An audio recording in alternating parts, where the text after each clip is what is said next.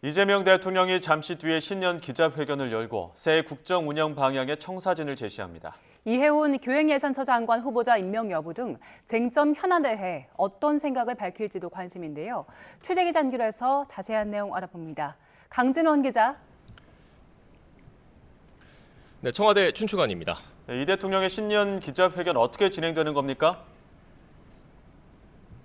네, 잠시 뒤인 오전 10시 청와대 영빈관에서 개최됩니다. 내외신 기자 160여 명이 참석한 가운데 최소 90분 동안 진행될 예정입니다. 보통 대통령 신년 기자회견 1월 초에 열리죠. 그런데 올해는 좀 뒤로 밀렸습니다. 새해 벽두 이재명 대통령의 국빈 방중과 바로 이어서 잡힌 일본 방문 일정이 영향을 줬습니다. 이 대통령은 앞서 신년사에서 올해를 대한민국 대도약의 원년으로 만들겠다고 강조했는데요. 오늘 회견에선 이를 달성하기 위한 구체적인 비전을 제시할 거로 보입니다. 우선 지방주도 성장을 이끌어서 수도권 일극 체제를 극복하겠다는 의지를 거듭 표명할 거로 예상되고요. 중소기업을 적극 뒷받침해서 대기업 중심 성장을 모두의 성장으로 바꾸겠다는 구상과 안전한 일터를 만들겠다는 방침도 거듭 밝힐 것으로 전망되고 있습니다. K컬처를 미래의 먹거리로 키우고 남북 관계를 개선하겠다는 각오도 표명할 거란 관측이 나오고 있습니다. 네, 주요 쟁점 현안에 대해 이재명 대통령이 어떤 견해를 내놓을지도 관심이지요.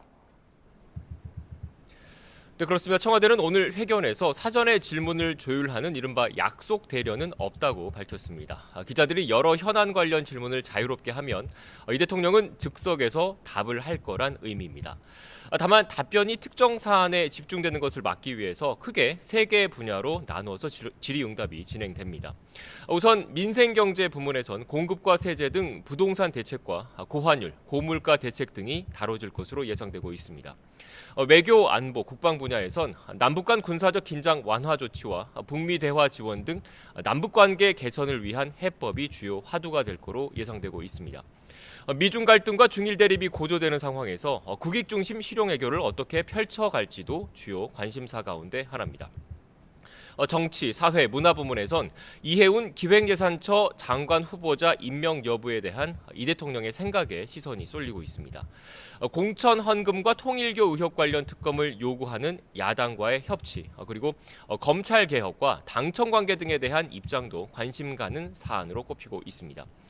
최근 이 대통령이 드라이브를 걸고 있죠. 지자체 간 행정 통합도 6월 지방선거를 앞두고 주목받는 이슈로 꼽힙니다.